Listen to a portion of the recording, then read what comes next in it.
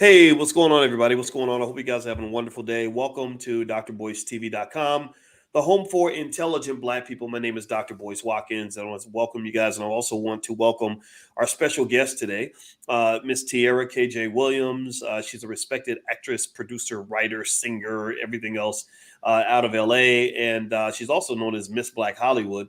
And so as you come into the chat, shout out the city that you're from. I know you guys are going to stroll on in here. And also, I want to remind everybody that's listening, don't forget, you can get the Dr. Boyce Breakdown on Spotify. So just go to your Spotify today, open it up, look for my name, and you will find me on Spotify. So today, I don't know how many of you all are planning to see this movie, The Little Mermaid. Apparently, The Little Mermaid is now Black. That's good. They gave her an upgrade. And so we have this whole topic here that Tiara and I were discussing earlier. Tiara is a respected actress and extremely good at what she does. And I was really curious to get her thoughts on, the Black Mermaid and just what this really means for Black people and how excited Black people should or should not be about the fact that Disney is going to make their next couple billion off of a Black face or whatever you want to call it.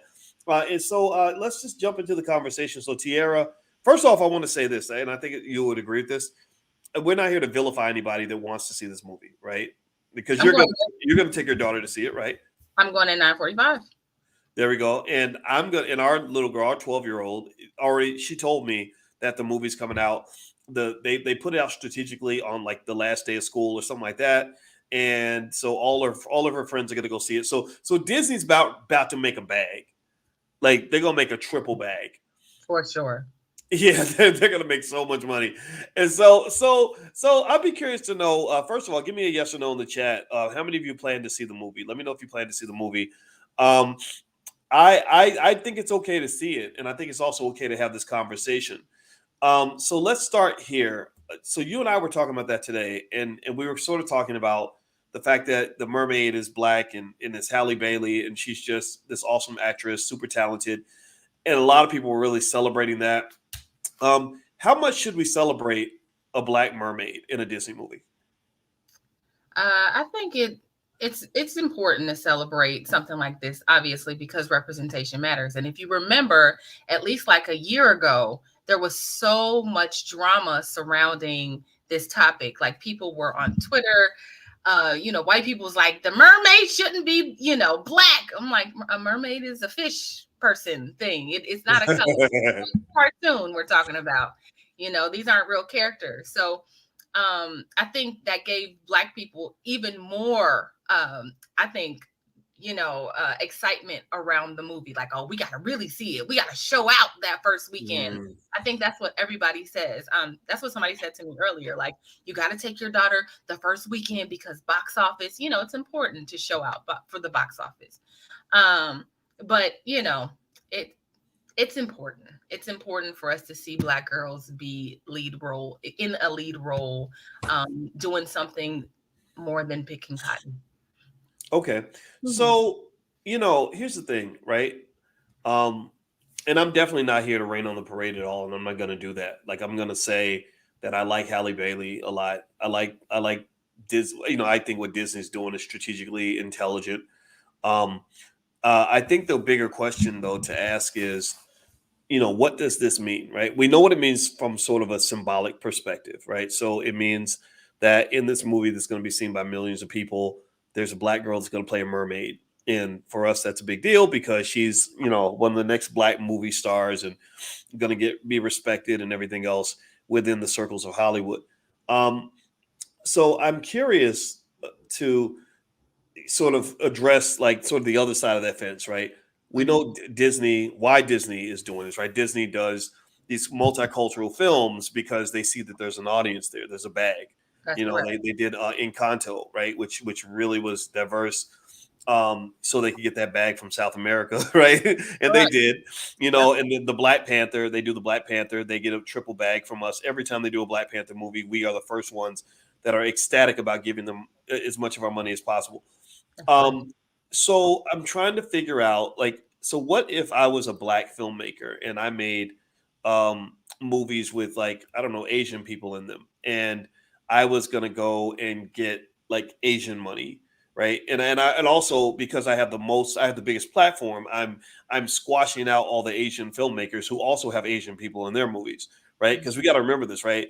Disney's not the only company that has black superheroes. There are black owned companies out there that have created really good animated stuff and really good comic books and cartoon series and things that you can find on YouTube that Right. involve black characters. But there's something about it being Disney Right. and sort of on this big stage that almost seems to make us sort of move it to the front of the line of importance. What do Yeah. you think about that? I mean, do you think that that's sort of a problem, or you think that's just par for the course? Yeah, I think that Disney has, obviously, the company has been around for, nearly a century now, if not a century. And they've built a reputation to have quality content, right? You know, you're going to go and you're going to feel a certain way after, like, regardless, like it's going to be funny. The storyline is going to be great. It's going to represent excellence. So you're going to have a good time. Like, we spent $50 tonight to go see a movie because I was like, if nothing else, I know it's going to be good. Mhm. Um, so yeah, I mean, I think just reputation alone is why people flock to, people. If I made the Little Mermaid, y'all be like, well, who is this making this mermaid? Like, like, it wouldn't matter as much because obviously, brand matters. Well, I think also ownership matters, right? And I Absolutely. think I think that bigger question is, um, are we sometimes quick to ignore our own filmmakers? They could become Walt Disney if we gave them the opportunity, if we supported them, Yeah. at a super strong level. We could create, because we have the ability in our community with the money that we have to create multi-billion dollar companies. We spend that much money, and so I think that there's just sort of that interesting power dynamic because you're an actress in Hollywood and you know what it's like to be black in Hollywood, and just some of the unspeakable trade-offs that some of the actors and actresses have to make in order to just get that one opportunity out of 1,000, right? How many talented, beautiful women arrive to LA and then get asked to do ungodly things just to get a movie role or whatever. That's I right. find that kind of degrading. I feel like that's not a long-term solution for black people. Not that Halle Bailey would be in that category, not to undermine her achievement, but it's almost like the Hunger Games, like we're kind of fighting for scraps as Yeah. opposed to being in a space where there's, an abundance of opportunity for talented people out there. How does it feel to be black in Hollywood as an actress? It feels like you have to create your own opportunities. I mean, that alone was one of the reasons why I started my company, The Real Network, which is a production company. Obviously, we've been working together for 10 years on The Real, ever since I launched the company. But a lot of that was coming out of that same thing, being in the rooms and auditioning for these large companies or these studios or these managers. And then they proposition, you are hit with some type of proposition. There is, not always, but most of the time, unless you have some type of protection. I've definitely have been cast for things, and then the director called me 15 minutes later and be like, "Yeah, I mean, so now you and my like, you want to be my girlfriend?" It's like it's gonna work. Like, that's all I want to do, But you get that from both sides of the spectrum. So what was important, black or white, like it's happened in both situations. So what was important for me is just to really just start my own company and create opportunities. And I think that's where I've thrived. That's where I found that's where I've been able to keep my dignity and my integrity. So it's been really important. Ownership has been important because otherwise you're fighting, you're in the same rooms with I remember I auditioned for a movie years ago, and when I got there, Tia or Tamara was there. I don't know which one it was at the time. I think Taraji was coming. I'm like, I might as well just go home because y'all know who you want already. But you know what I mean? Because like, Mhm. so you are auditioning with the same actresses that are working on the screen every single week. So everybody is sent through the same machine, if you will. Mm. Yeah. So how hard is it to, when you see a Halle Bailey, I hope I pronounced her name right, Yeah. Um, how hard is it to be what she is and to achieve what she's accomplished, or to be in the position that she's in? I mean, it seems like it's just massive, right? Massively um, rare for an actress to be able to just sort of become that overnight superstar like that, right? Well, you know what? I don't know if it's been overnight. I know they've been singing on YouTube since they were like 12, 11 years old. Like so they've, you Wait, know, who's they? You talking about her sister? her and her sister have been singing on YouTube since they were very little girls. I Really? know that her other her sister Chloe was an extra on Fighting Temptations when she was like 3. So that's when they met Beyonce. You know, it's been a process. Like nothing is overnight here. Like Okay. you can be somewhere for 20 years and then somebody it just seems that way. But I mean, they've been putting in their dues and being I think just manifesting that relationship with Beyonce and like being able to be on a TV show and just getting those opportunities. I mean, I just think the internet makes it very possible for people to make that transition. I think Hollywood has completely went in that direction where it's like, how many views do you have? How many, what do so I don't know if it's I won't say it's I would just say if you independently want build an audience, then I mean the sky is the limit. I mean, look at Cardi B. She had an audience before she had a record deal. Very interesting. By the way, everybody, I'm speaking with Tierra KJ Williams, aka Miss Black Hollywood, and Yeah. we're talking about this new film, The Little Mermaid, and the fact that the mermaid is black and whether or not that's relevant for Black people. So, do me a favor, please hit the thumbs up button, thumbs up, share, subscribe. Also, reminder, you can go to my website, boycewatkins.com. I've got a training up there called How to Make Money Without Working. Feel free to take a look at that. Also, you can follow Tiara at Miss Black Hollywood. So please do that. So let me ask everybody, give me a yes or no. Yes, if you think it makes that having a black mermaid makes a difference. No, if you don't think it makes a difference. Do you think that having a black mermaid matters? Do you think we should care, or do you think it's just kind of a non-issue, given that this is a Disney movie and it is not really a black-owned project? And I think the concern that I have, Tierra, one of the things I mentioned in my book, The 10 Commandments of Black Economic Power, the 10th commandment is that ownership is the key to power. Yeah. And so we know who has the power in this relationship. Disney has all the power. They get to select which black woman's life they're going to change, which black man they're going to make into the next Jonathan Majors, right? Or right, because Jonathan Majors is going to be the old Jonathan Majors. There's going to be a new Jonathan Majors coming up because I think they're going to phase him out, honestly. And so it's almost like they gain this godlike power over us because we get to become stars and whatever if we're lucky, and we get to sort of be paraded everywhere. But the real power is in what's his name, I want to say Michael Eisner, but that's not Bob Iger's office. Bob Iger is the CEO of Disney, Yeah. right? The real power belongs in the corporate suite with the shareholders meeting. It's not with the actual actor or actress that's on TV. That's And right. I think that with black folks, it's like we respond to them in the way they don't respond to us. We sort of give them leverage that they don't necessarily give to us. Like I remember when I went to LA, I love going to LA, by the way, and actually I'm going to do another event in LA pretty soon. We're going to do another Blackwell Summit out there, and I remember I sat down, I had lunch with my brother Daryl Bell from who was on A Different World. He played Ron, Dwayne Wayne's best friend. Mm-hmm. And I remember I said to him, I said, "Hey man, why don't y'all do like a remake of A Different World? Why don't you bring it back? Because everybody loves it. Black people love that show." And he Mm-hmm. said Warner Brothers pretty much owns everything about that show. And Mm-hmm. I don't know how many trademarks and copyrights that they tend to get for one show, but I bet the numbers got to be enormous because he said that Whitley Jasmine Guy can't even imitate her own Whitley voice. You know how she used to be like Dwayne. She can't Mm-hmm. even use that voice without possibly being sued by Warner Brothers.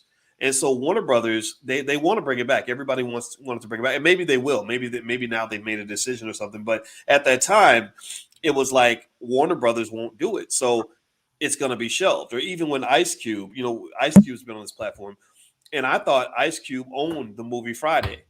But I saw Cube in the media, fighting with I think it might have been Warner Brothers again, but maybe it was somebody else, Mhm. because they're like, we don't want to put the movie out. So it's kind of weird that it almost reminds me when you have gangbangers that will fight and kill and die, or be like, don't come on my block, but you don't really own that block. Like somebody else owns the block. The landlord owns the block. You Yeah. just kind of live there, but yet you've attached your identity to this thing that you don't even own. That's just not a healthy place to be, I don't think. Yeah, I agree with you. I agree. I agree with that.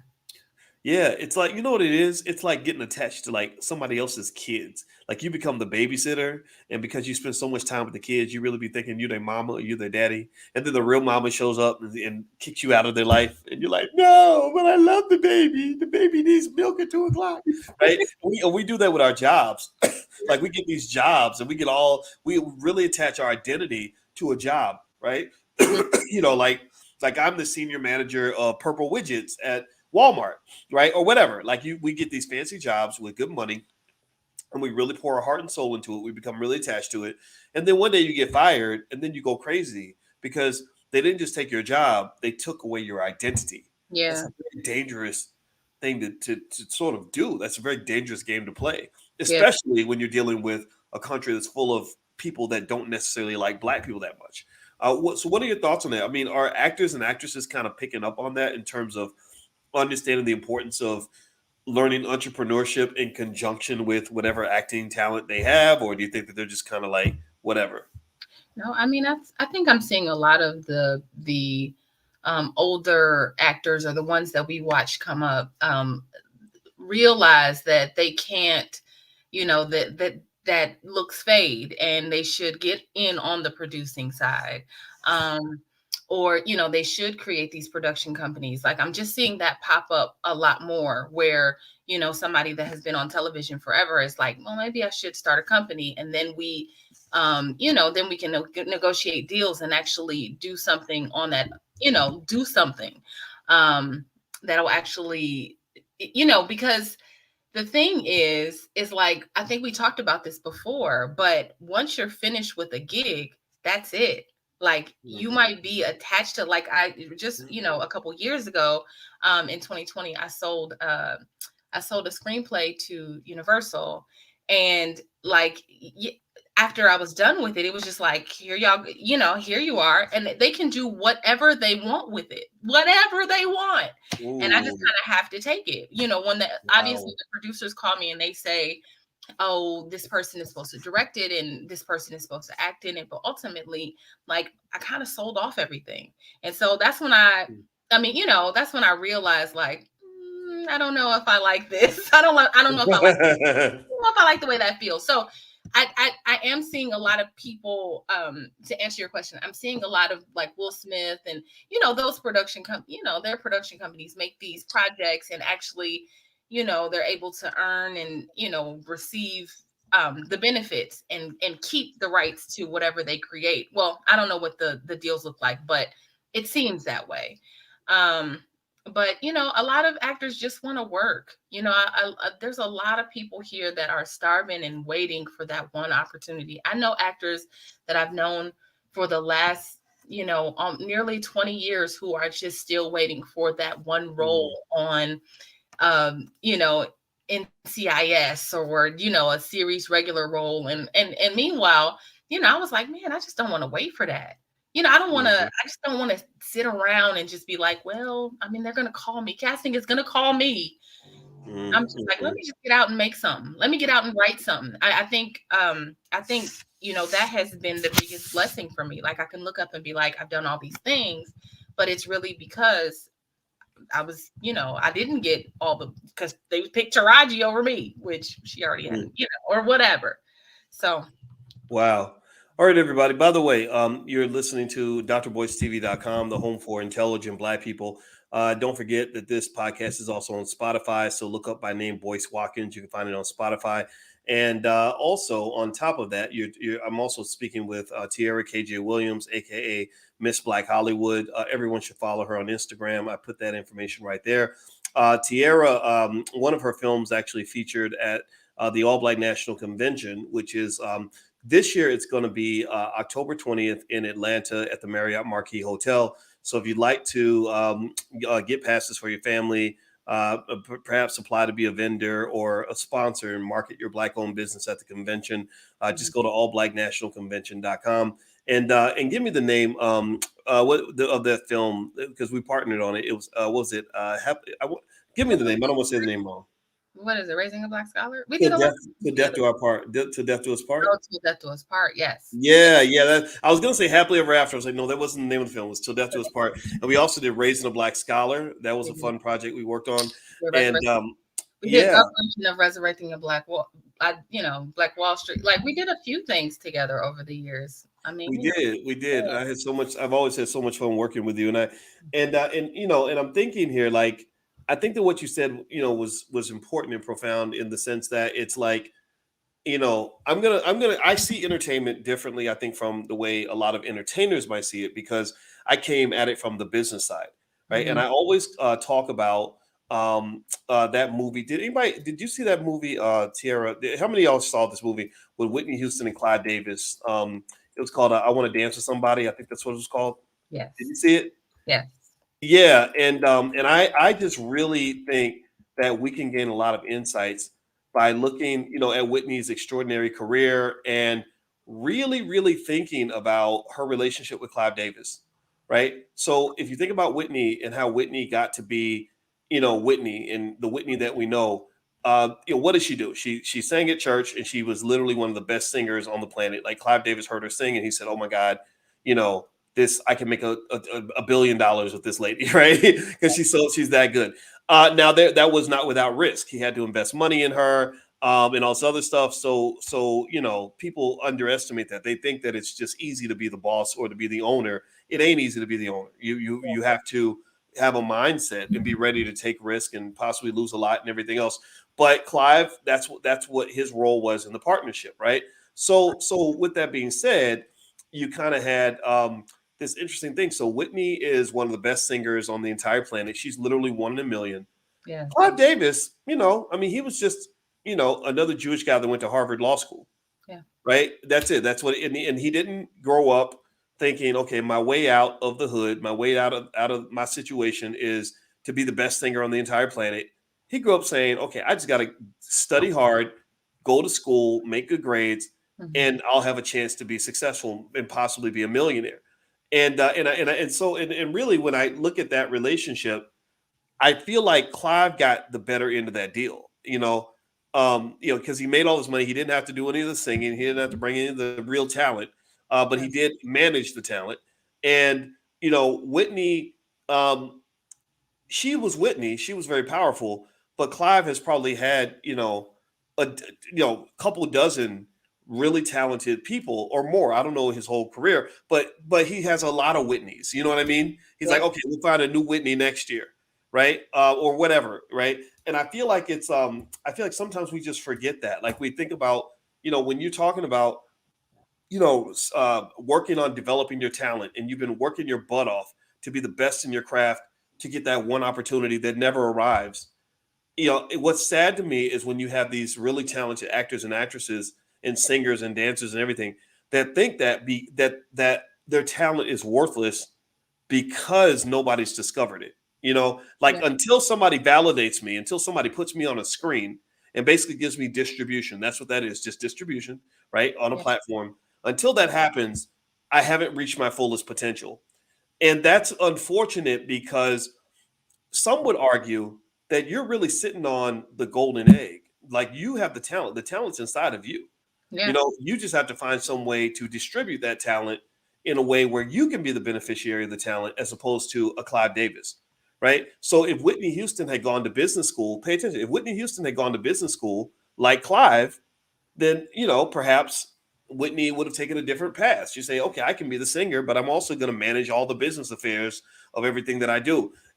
Again, that's oversimplifying it, though, because remember, Clive had, he had to have access to capital and all this other stuff, right? So this stuff costs money, but just that business mindset to kind of know how to position himself to be able to reap those rewards, I think was important. So, in terms of like all these talented actors and actresses, Tiara, I think that's where the Black community loses. I want you to tell me if you agree with this and what you think about what I'm saying here, because I've said a lot and I'm going to stop talking. I see super talented, super disciplined, super smart people, right? It's you have to be smart to memorize that whole movie script like in a couple of days. You Yeah. know, I've seen y'all work those 14-hour days, sometimes without getting paid. You Yeah. know, that's valuable. You know what I mean? Like in my mind, okay, you're already wealthy. You're the star. You might be a star that just no one has acknowledged it. But it's like if a tree falls in the woods and nobody hears it, does that mean the tree didn't make a sound? No, the tree made a sound. It's just Hmm. nobody was there to receive it. So I think that there has to be a better way. That's what I'm saying. Right? Like I really think just a standard training. I think any actor or actress that really wants to guarantee their success should understand business models as well as they understand acting. If you can memorize a big old script, you can learn what's in a business book, right? What do you Yeah. think? Yeah. I think that's the hardest part for creatives. Being on the business side and working with other creatives, like I'm gonna say I think sometimes you can just be like, I just don't want to do that. I just want to create the art. I Mm, just want somebody else. I just want to hand it off. It's really just the mindset that they have. Like they just want to be responsible for making something beautiful, whatever it mm, is that they mm, have or that they've created. They just want to focus on that.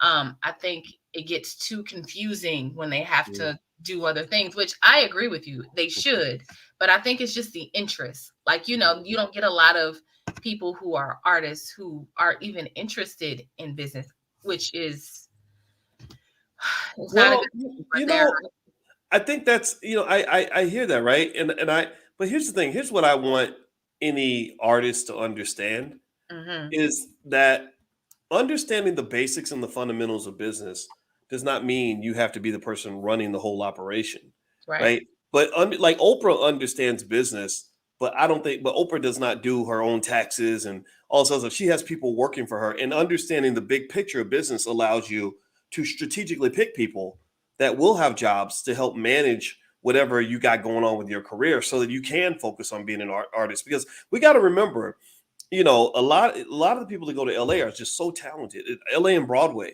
I Yeah. mean, amazing. Like that takes a lot of energy to be that good, to be able to do what they do. So I get it. You want to focus. That makes sense.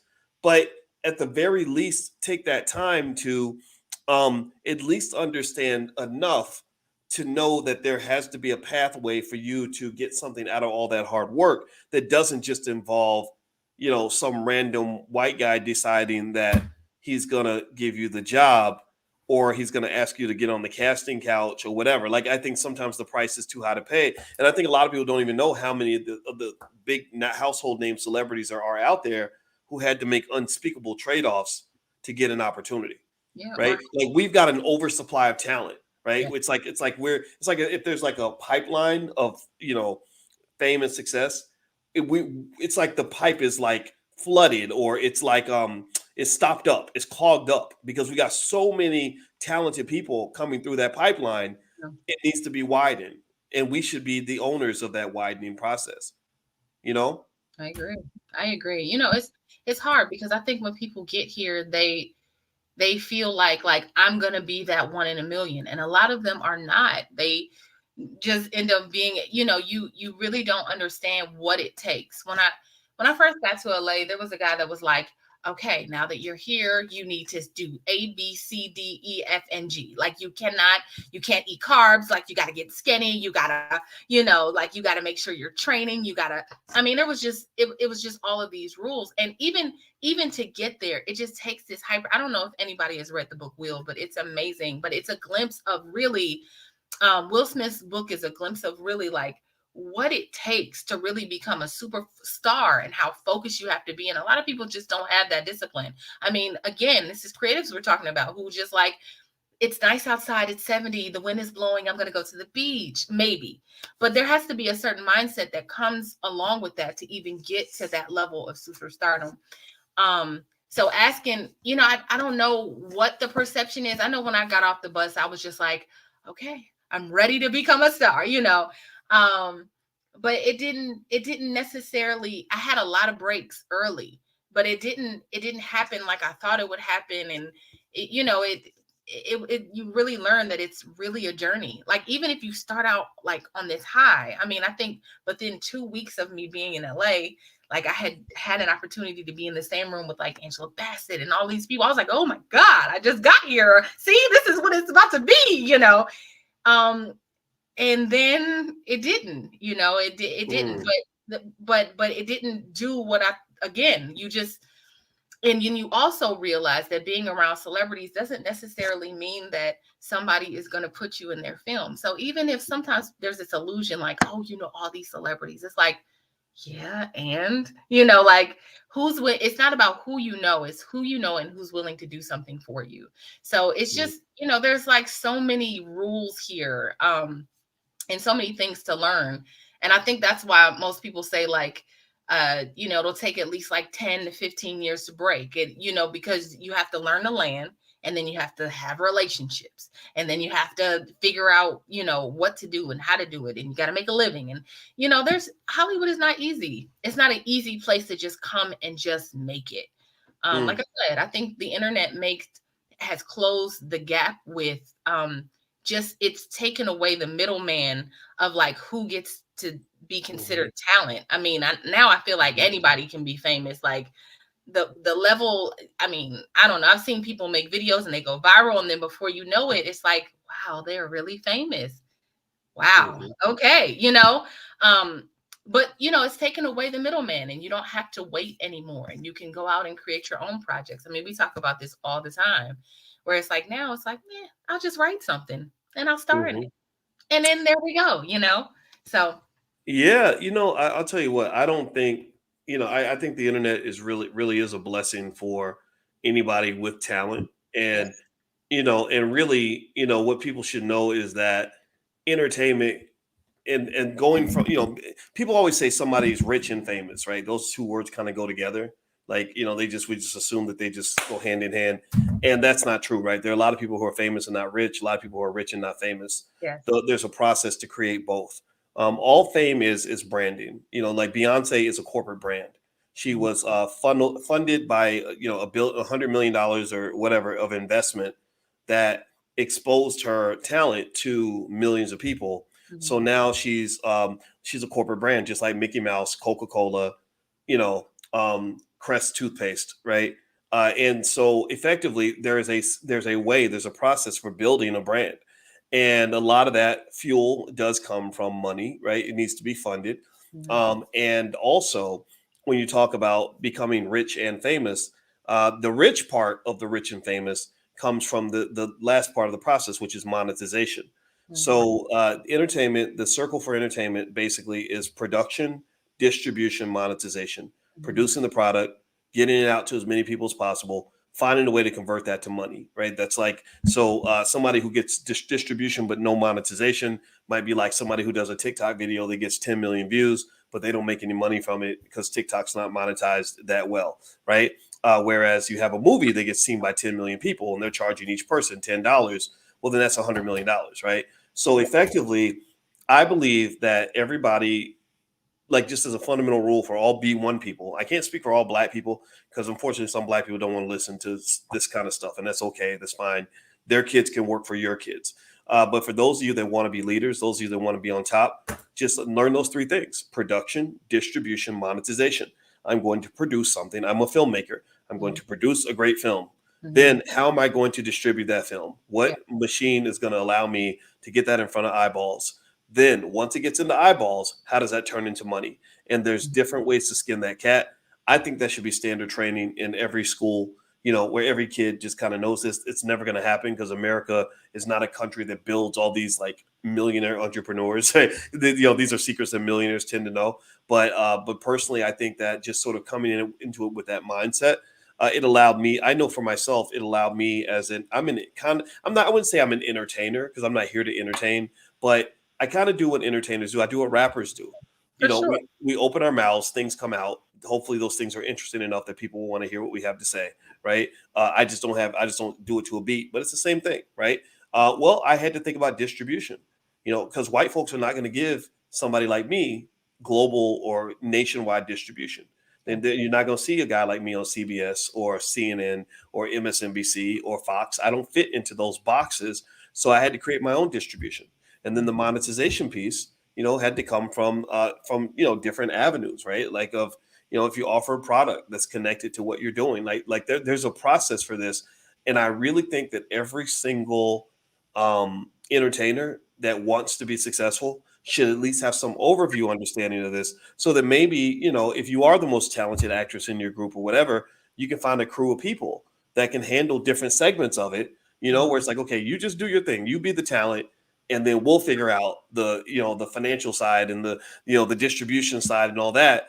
But you have to have some outlet, because I find that even if you can't be like Halle Bailey and star in a Disney movie and make, some ungodly amount of money that she's going to make, you might be able to find, a way to make $100,000 a year making your films, with some little audience, maybe 5,000 people that love the shit out of you, that will come see all your plays, all your movies, read all your books, right? Yep. And that those people can put six figures in your bank account every year, and you get out there and you do your thing and you're happy. Like, to me, that's fulfillment, right? Like, where you're making money doing what you love and you're being recognized for your talent. You don't have to be an international superstar in order to do that. What do you think? What do you think, Tiara? I agree. I agree. I think, that feels like the more peaceful option anyway, right? Mm-hmm. Like, there's a few things to unpack with what you said. One of my favorite books, because I'm a reader, because I know you're a reader, but one of my favorite books was the Walt Disney autobiography. Mm-hmm. It was like I want to say I listened to it and I have it in here, but I listened to it. It was like 32 hours long. And I listened to it maybe like 2 or 3 times because I'm so inspired by the story. But had Walt Disney not had his brother who had a business mind, he would not have been Walt Disney. There's so many days where Walt was just like, I just want to create, animate. That's all. Like, that's it. And he would get his brother into situations that would be like, I went and spent all the money. His brother would be like, what? He'd be like, I need you to come over 5,000 more. And this is back in the day. So it's like, I can't just come up with $5,000. Well, he's like, well, there was times when, he had to do things that he didn't want to do. There was a season when Disney just did like political commercials. And he was like, I fucking hate this. Like, I don't want to do this. I just want to animate. And he had to spend a season. So just knowing, like, I think sometimes you look at these big figures and you're like, oh, their journey was so whatever it is. But really it wasn't that way anyway. It wasn't that way. And it's not something that you can't attain, something that you can't create, something, if you don't know business, if you're not the greatest business person, attach yourself to someone who is. I just so happen to attach myself to Boyce Watkins. No, but just until you learn what needs to be learned, attach yourself to people, make them part of your circle. For all the creatives that are listening that are like, yeah, I hear you, but attach yourself to someone who knows business and that loves business, right? Mm-hmm. And then that might get you through, but it's important to have that piece. So I just wanted to say that. Well, and that's a really, I think, a chance for me to make a pretty shameless plug on my book, The 10 Commandments of Black Economic Power. I talk about that actually a little bit in my book.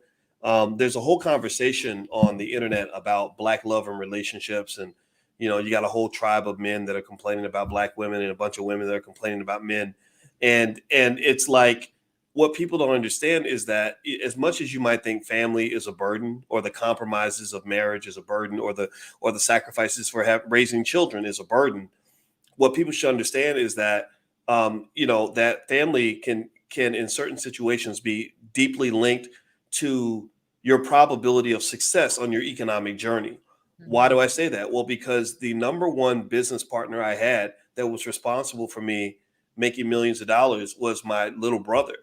Mm-hmm. And my brother was connected to me in a way that nobody else could ever be connected to me. The amount of loyalty was, you can't buy. I could have paid somebody $1 million and not gotten that level of loyalty, because I changed his diapers when he was a baby. And we bonded when he was a kid. So as he got older and we worked together, he just stuck by my side. Even when I made a mistake, even when I didn't have no bread to pay him, it's like, I ain't going nowhere. I'm here. I'm with you. Right. So if you have family like that, like if you build a family culture where it's like, we all stick together, we're all going to go out here and hustle and make this money. We're all going to bring something good to the table for each other. And let's say you have 5 kids and you teach them all those things. The probability of those 5 children becoming multimillionaires is huge. Just look at the Wayans family. Look at what Keenan, being the great leader that he was, how he just went, he busted through the wall, opened the door wide for Damon to come through, and Marlon and the what's the sister's name? All these Wayans came through the door that was opened by Keenan, and then Damon kind of helped him open it, and the whole family came through. You know, like, to me, that's what family is supposed to do. And I encourage everybody who's hearing all this stuff where you're thinking about, like, okay, family is just a burden, or kids are. I literally saw some guy that was like saying something stupid about Black women on the internet, and he's like, F you and your kids. I don't care nothing about your damn kids, you know. And I'm sitting there thinking, you look at children as some sort of just unnecessary waste of time. When really, when you get older and tired, or you're out here trying to do it all by yourself, when you have no help, it's those people behind you, those people you poured into, those investments you made in people that can come through for you to help you get to that next level. That's right. That's right. So, like you got your daughter Lauren, and she's a talented actress already.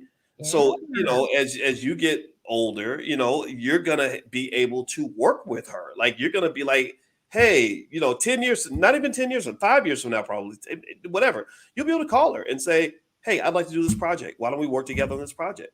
Yeah. I think that's kind of cool. And I think people should really remember that stuff. Yeah. And even with opportunities that come up now, like, you know, I just finished another screenplay that is supposed to star a celebrity. And I was like, and the lead, the lead that is alongside this person, I was like, well, you know, my kid is 12. Like, it's for a 12-year-old girl. So I literally wrote the screenplay around my daughter. Yeah. So hopefully he goes, you know, so if nothing else, she can go in and read. If nothing else, she can get in the room. And I know she's already good. She's already talented. So if she can just shine, you know, that either way. So, you know, just, and also be thinking that way, you know, how can you put it all together?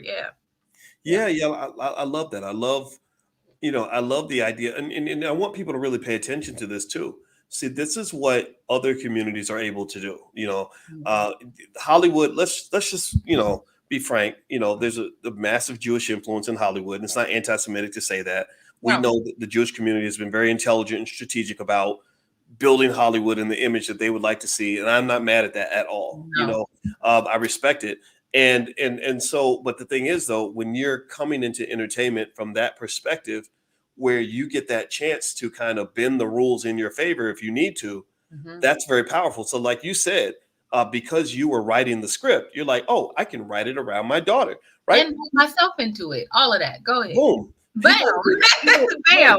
People have been doing that since the beginning of time. And it's only us as outsiders to the industries, you know, we're the ones who think that there are like these hard and fast rules that's a meritocracy, you know, that the most talented person is going to get the opportunity.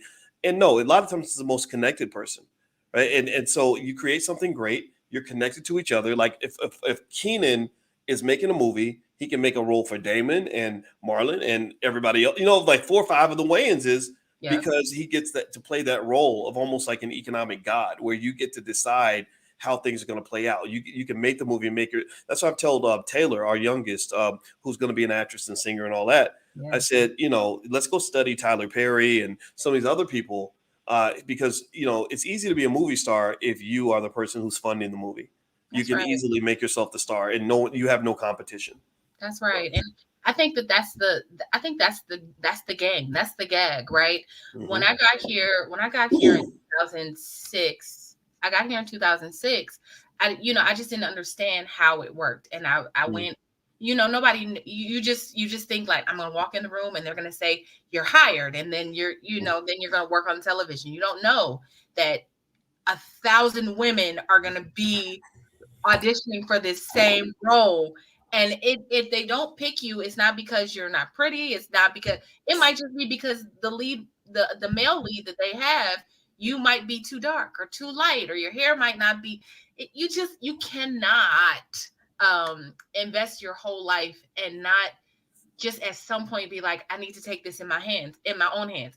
Actually, Boyce, and I'm gonna say this, the blessing, and I don't know why God had like kind of set it up this way, but for me, when I first got to Hollywood, I was just like really, hold on. Oh my God, this is.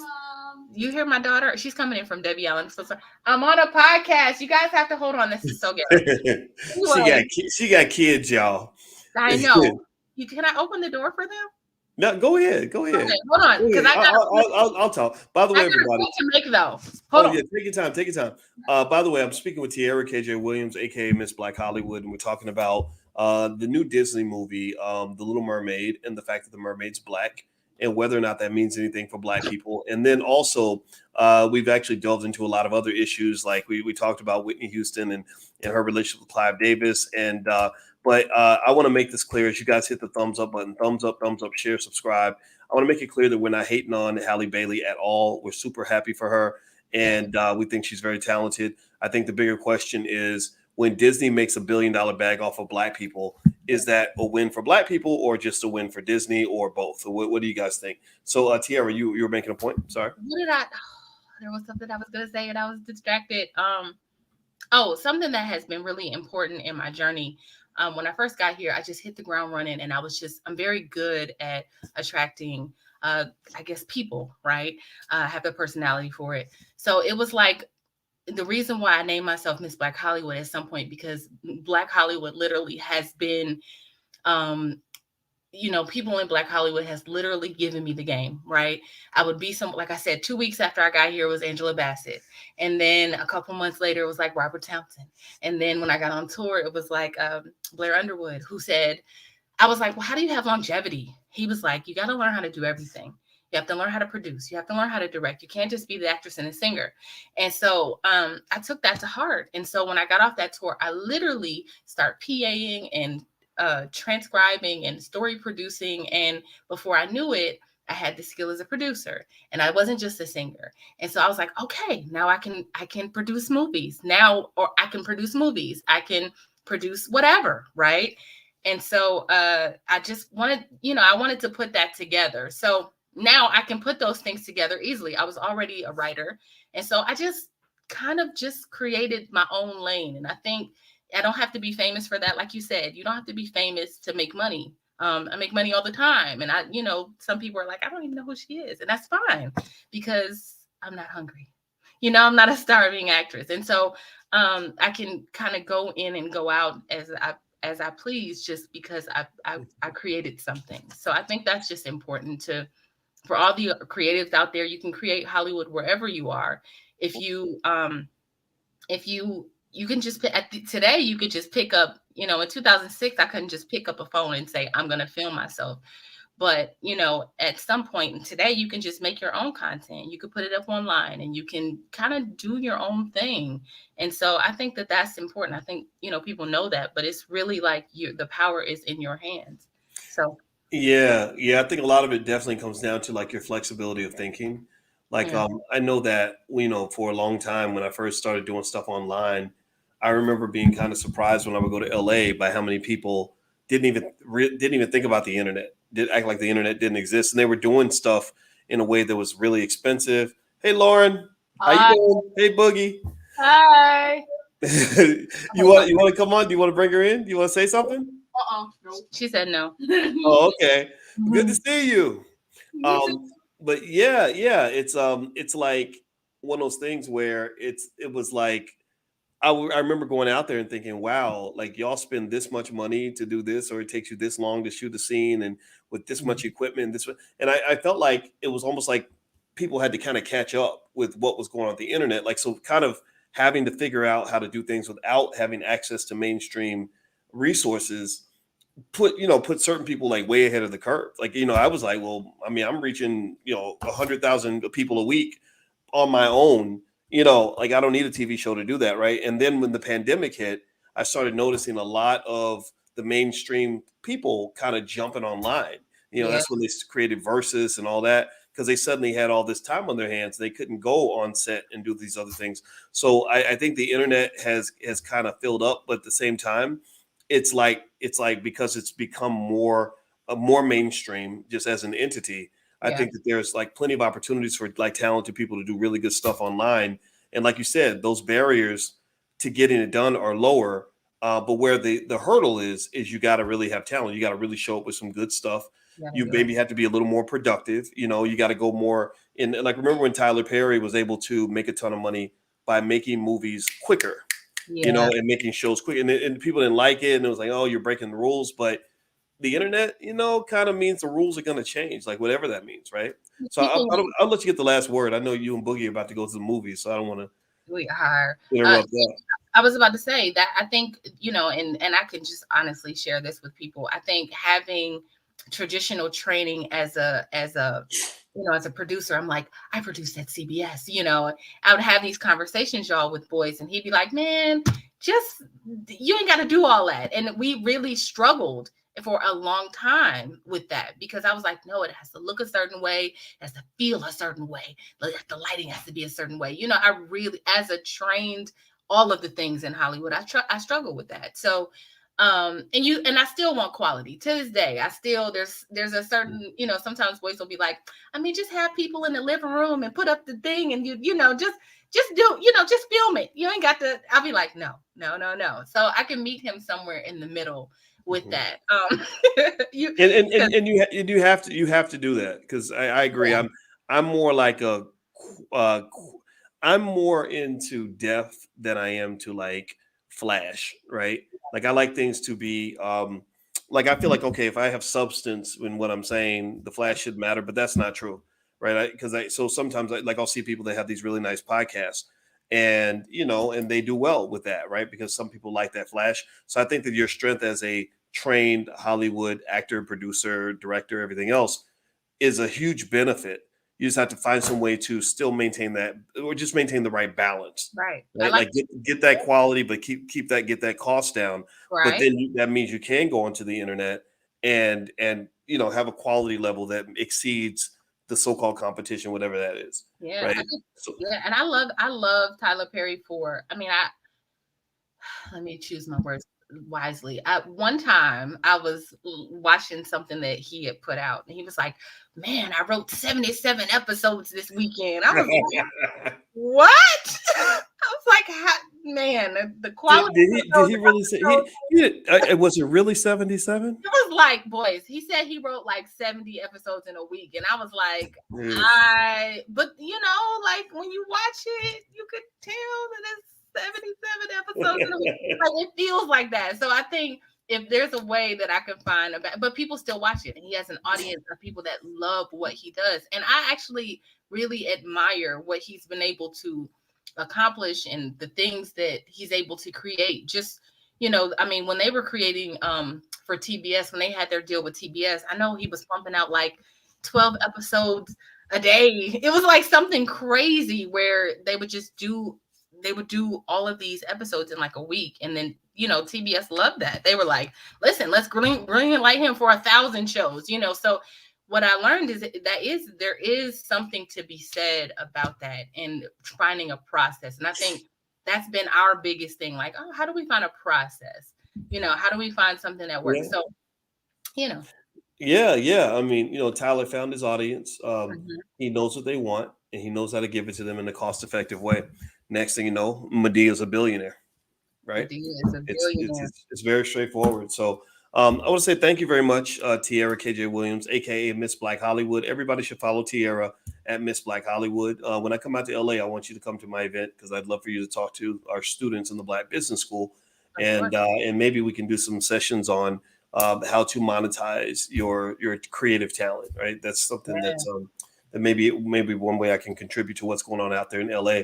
And also, by the way, everybody, I want to remind everybody that the All Black National Convention is happening October 20th in Atlanta at the Marriott Marquis Hotel. We will be showing our new film called B1 the Movie. You guys have seen it. It has a massive and beautiful cast. I'd like to be able to find the cast members here on the list. Rick Mathis is the director of this film. And this film has a lot of people that are my superstars, the superstars in the B1 space. I really wanted to have people that are just known in our space, not doesn't have to be mainstream. Our people don't care a lot about mainstream. So people like Akila Nihonda, Ash Cash, who's over with Earn Your Leisure, a great guy. Blue Pill. We've got Constance Carter, who owns the largest Black real estate firm in California. D1, extraordinary rapper. Dr. Alicia's in there. I'm in there. Dr. George C. Frazier, Dr. Claude Anderson, Dr. Lene Javette, Jade Arundel, Jay Morrison, Jay Ortiz, Jeff Lightsey Jr., who's the leading journalist in the HBCU space now, King Randall, Mama Pill, Mary Dean, the attorney, Nuri Muhammad, Professor James Small, Queen Afua, Riza Islam, Madam President, Vicky Dillard. So many great people. And I'm sorry, I can't. It's too bad we couldn't get you. Yeah, first of all, I'm not even on this list, which is weird, but that's all right. That's all right. Were you? Or did they get footage with you? Were you in there? No, I didn't even get my. I was gonna say, I don't know either way. Well, you know you my girl. So that's just, you can't be a star of everything. See how this goes? No, it's all good. But I still want to come, and I always have fun when I come down. So I don't have to be on a panel or anything, even though I think I could contribute. But whatever. I know you can contribute. Yeah, we'll talk about that. We'll talk about that. Right. Yeah, Tiara's like family. So so everybody should just know that. So thank you all for listening. And by the way, don't forget this podcast is also on Spotify. So go to your Spotify after this is done and make sure you look up Boyce Watkins for the Dr. Boyce breakdown. And you can also listen to the content. So have a good day, everybody. Thumbs up, thumbs up. We'll see you soon. Have a great day. Peace. Bye.